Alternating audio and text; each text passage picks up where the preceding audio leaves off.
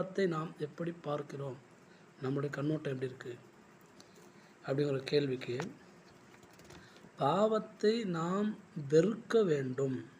வெறுக்கணும். நம்முடைய கண்ணோட்டம் பாவத்தை குறித்தான ஒரு கண்ணோட்டம், அதை நாம் வெறுக்க வேண்டும். எப்படி வெறுக்க முடியும்? ஒரு விஷயத்தை வெறுக்கணும் அப்படின்னா எப்படி நம்ம வெறுப்போம்? அந்த விஷயத்தை பற்றி அருவருப்பான அந்த விஷயம், அதனுடைய பலன் அருவருக்கத்தக்கதாக இருக்குமே ஆனால் அதை நாம் வெறுப்போம்.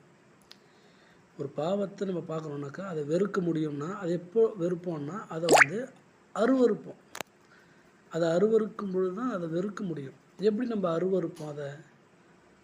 அந்த பாவத்தினால் விளையக்கூடிய பலன் எப்படிப்பட்டது என்பதை நாம் அறிந்தோமேயானால் அதை நாம் என்ன பண்ணுவோம்? அருவருப்போம். சரி, பாவத்தை வெறுத்தல், பாவத்தை அருவருத்தல், பாவத்தை